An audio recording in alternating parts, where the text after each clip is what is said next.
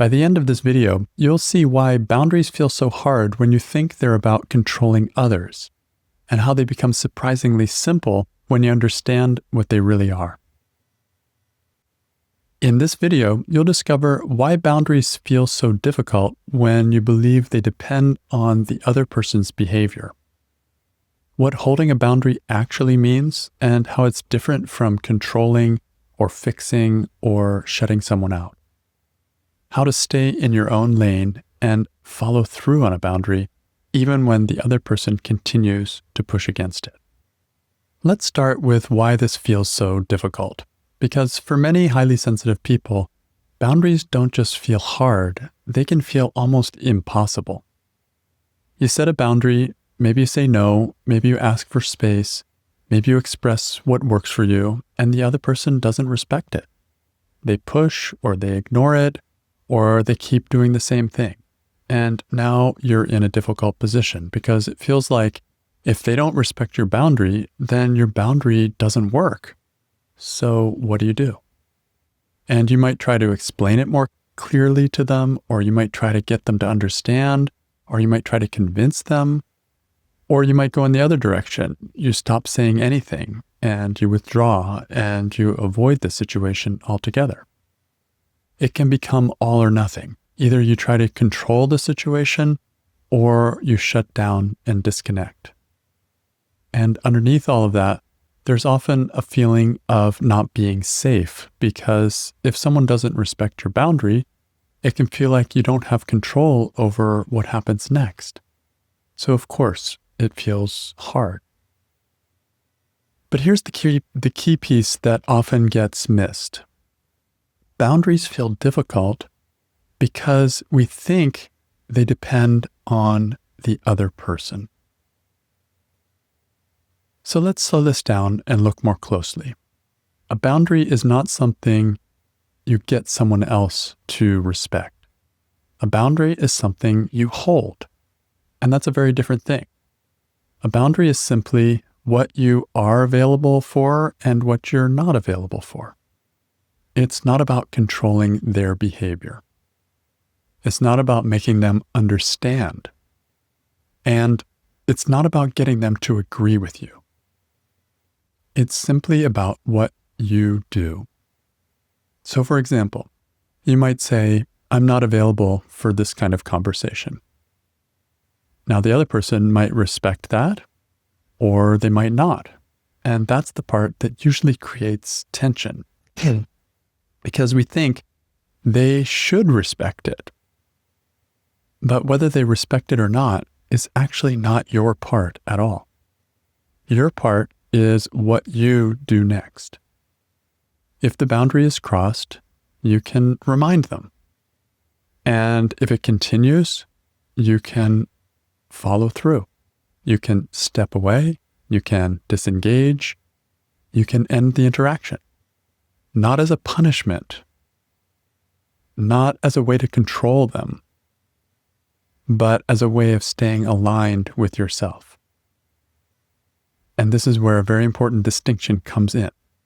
Their behavior is their business. Your response is your business. When these two get mixed together, then boundaries start to feel very complicated. But when they're clear, something simplifies. Because now you're not trying to manage them, you're simply staying with what works for you.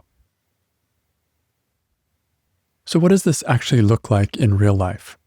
Let's say someone keeps bringing up a topic that doesn't feel good to you. You might say, I'd rather not talk about that. And if they continue, you might say, I'm serious, I'm not available for that conversation. And if it continues, you can step away. You don't argue with them. You don't convince them. You don't try to make them see your point. You simply follow through. And this is where something subtle and important starts to shift. You no longer need them to understand. You no longer need them to agree. You no longer need them to change in order for your boundary to work. because your boundary is not dependent on their behavior. It is dependent on your follow through. If you stay in the conversation, on the other hand, while they keep crossing that boundary, then the boundary isn't actually being held. Not because they're doing something wrong, but because you're still participating in something that doesn't work for you. And this is the part that can be uncomfortable to see, because it brings the focus back to you, to us. Not in a blaming way, but in a clarifying way. The boundary was never, they need to stop. The boundary was, I'm not available for this. And if it continues, your role is to honor that by stepping out. And once that becomes clear, then something simplifies. You don't have to escalate. You don't have to explain more. You don't have to get stronger or tougher. You just have to stay consistent. You say what works for you. And if that doesn't match what's happening, you adjust your participation. That's what holding a boundary actually is. Not controlling the situation, not controlling the other person, just staying aligned with what works for you and letting your actions reflect that. So if boundaries have felt difficult, it might not be because you're bad at them. It might be because you've been trying to do something that was never yours to do. Trying to get someone else to respect your boundary, that's not yours. You can't control it. But a boundary is not something you enforce on someone else. It's something you hold.